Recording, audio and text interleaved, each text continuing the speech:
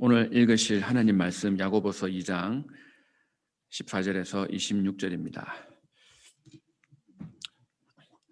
한국 사람들이 가장 큰 교회라고 생각하는 교회는 바로 여의도 순복음교회입니다. 한때 거의 100만에 가까운 사람들이 여의도 순복음교회 출석 교인이었습니다. 등록 교인이 아니라 출석이었습니다. 지금 메트로 솔렉의 인구가 100만에 조금 넘는다고 합니다. 110만 정도인데, 그러니까 솔렉에 있는 메트로 솔렉, 레이튼부터 시작해서 솔렉, 프로보 저기까지 내가 만나는 사람들마다 전부 다 여의도 순복음교회 다닌다고 생각을 해보십시오. 얼마나 어마어마한 사람들이 여의도 순복음교회 멤버였는지 모릅니다. 그런데 이 한국 교회가 여의도 순복음교회의 그런 엄청난 그런 규모를 부러워하면서도 그 교회는 무슨 기복신앙이 있는 교회다, 복음은 없고 복음만 강조한다라고 이렇게 비판을 합니다. 교회 성장이 이제 어느 정도 부작용을 일으키고 나니까 첫 번째로 질타를 받는 교회가 되어 버렸습니다. 그러면서 이렇게 삼박자 구원, 여의도 순복음교회 조영기 목사님 삼박자 구원 있지 않습니까? 내 영혼이 잘된 같이 범사가 잘되고 강건하기를 원한다. 영혼이 잘된 같이 범사가 잘되고 강건하는 것, 구원받고 사는 것도 잘 살고 그리고 우리가 건강한 것. 이거 굳이 나쁜 것이 있을까요? 내 영혼이 잘된 같이 내 영혼은 잘 되는데 범사는 안 됐으면 좋겠습니까? 내 영혼은 잘 되고 범사도 잘 되는데 그냥 죽을 병에 걸려갖고 빨리 죽는 것이 좋습니까? 그렇지는 않죠. 특별히 문제될 구절은 없습니다. 그런데 이렇게 한국 교회가 자성을 해야 된다라면서 교회에 그것을 비판하기 시작합니다. 그런데 처음부터 이 여의도 순복음교회가 어떻게 시작되었는가를 저희들이 안다면, 그 교회 역사와 그 교회가 시작된 그 시대를 안다면 왜 이것을 강조할 수밖에 없는지 저희들은 이해를 할 수 있습니다. 여의도 순복음교회는 1958년도에 개척이 되었습니다. 그리고 1962년도에 한국에서 경제개발 5개년 계획이라는 것이 이제 시작이 됩니다. 그러니까 50년대 말 60년대 얼마나 한국이 가난했습니까? 전 세계에서 가장 가난한 나라 중에 하나였고, 그때 당시에는 북한보다 가난한 나라가 바로 한국이었습니다. 지금 당장 오늘 저녁 먹을 거리도 없고, 지금 한 끼 못 먹는 거는 둘째치고 두 끼, 하루에 한 끼를 먹으면 잘 먹는 그런 사람들이 너무나 많던 그 시절이었습니다. 그 시절에 예수 믿으면 천국 갑니다. 하나님 당신을 사랑하십니다. 이것이 먹히겠습니까? 하나님 사랑은 둘째치고 난 지금 당장 배고파 죽겠어요. 그러는 사람들에게 뭐가 필요했겠습니까? 예수 믿으면 복 받습니다. 예수 믿으면 복 받습니다. 예수 믿으면 영혼이 잘 되고 범사가 잘 되고 강건해집니다. 건강해질 수 있습니다. 이것이 통할 수밖에 없죠. 그때 당시에 사람들에게 필요한 복음은 그때 당시 사람들의 필요한 복음은 바로 이런 복음이었습니다. 지금 사람들에게 예수 믿으면 복 받습니다. 이렇게 말하면 별로 시큰둥한 반응을 오죠.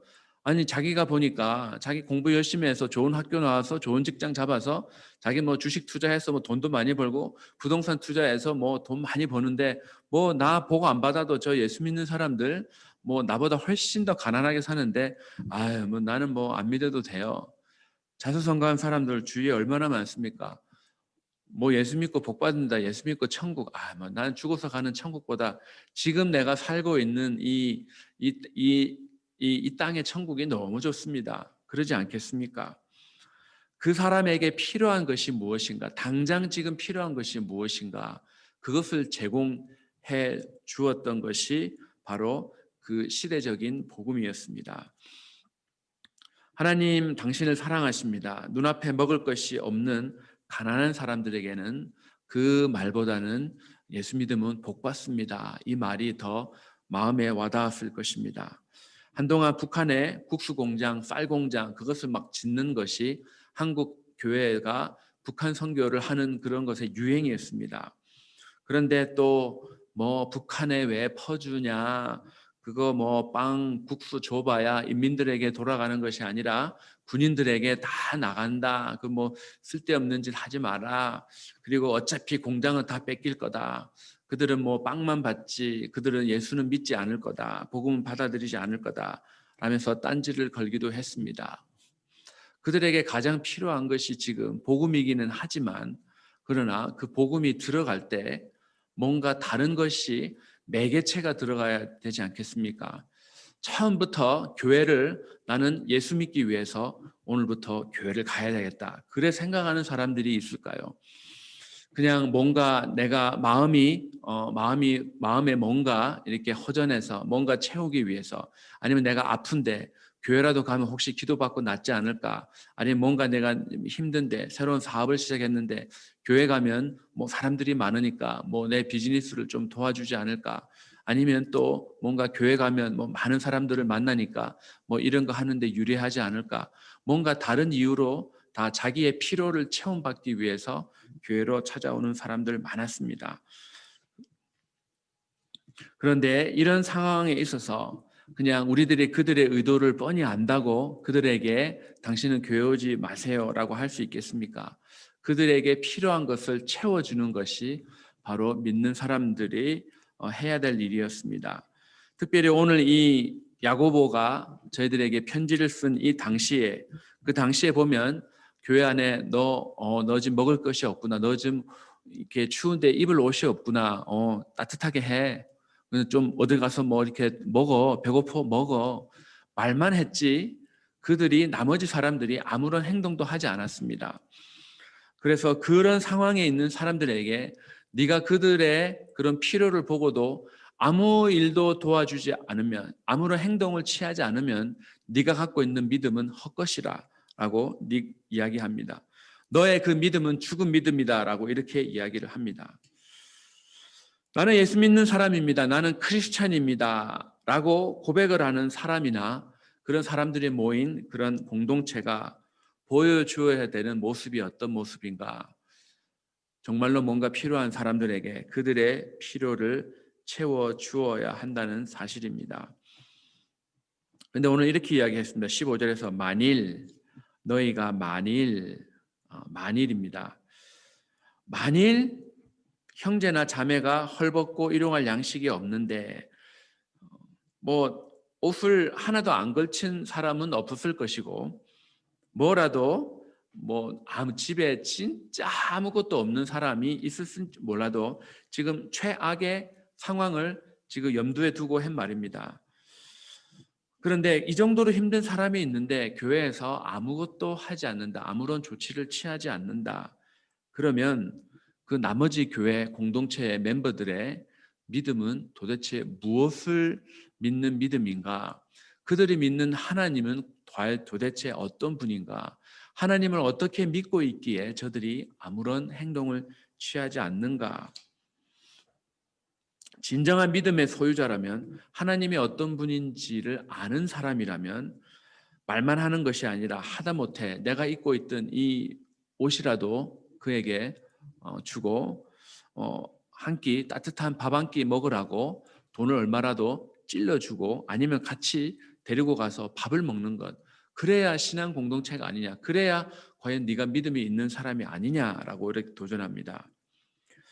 어제 오후에 그 크리스찬 라디오를 들었습니다. 집에 가는 중에 라디오를 들었는데 어느 미국 여자분의 간증이었습니다. 장애인 아이를 두고 있는 그런 사람의 간증이었습니다.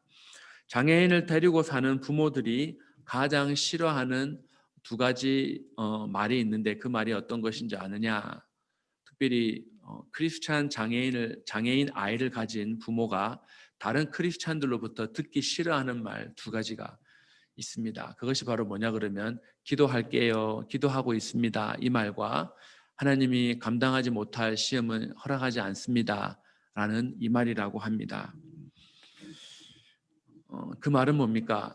지금 당신은 이렇게 어렵고 힘든 상황을 충분히 감당할 수 있습니다. 그러니까 하나님이 장애인 아이를 당신에게 허락하지 않았습니까? 이 말이죠. 그게 말이 되는 소리라고 생각하십니까? 내가 자녀를 키워보지 않았는데 내가 그것을 감당해보지도 않고 하나님이 당신은 감당할 수 있습니다. 감당할 수 있는 그런 시험만 허락하십니다. 감당할 수 있는 시험이라 그랬지. 감당할 수 있는 그게 그 자녀, 내가 그 장애인 자녀를 키우는 게 무슨 시험입니까? 이거는 자기의 세상 말로는 운명입니다. 그 장애인 아이가 태어났던 그것이 시험은 될 수가 없죠. 어쨌건 하나님이 당신은 그것을 감당할 수 있으니까 허락했다. 이 말을 정말로 듣기 싫어한다고 합니다. 그 사람이 다니던 교회는 그 성경 공부 시간에도 그 장애인 아이를 돌볼 수 있는 발런티어가 없었다고 합니다.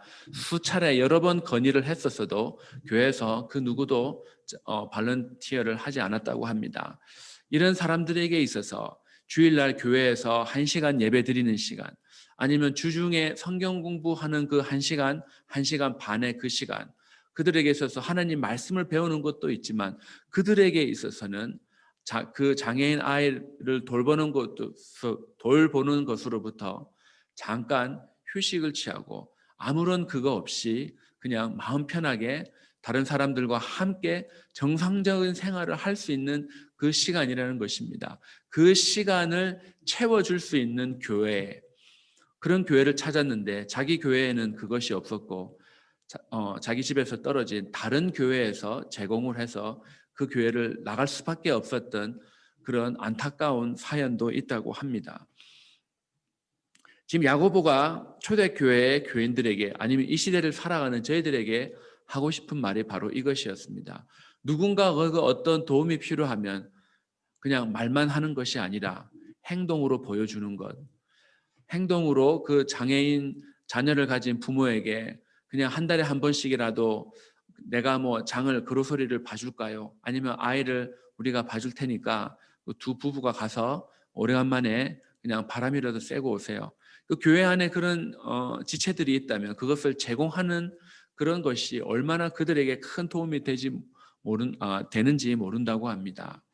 정말 신앙 공동체라고 한다면 야고보가 말하는 것이 바로 이런 것이 아니겠습니까? 그냥 말로만 기도하겠습니다. 기도하고 있습니다.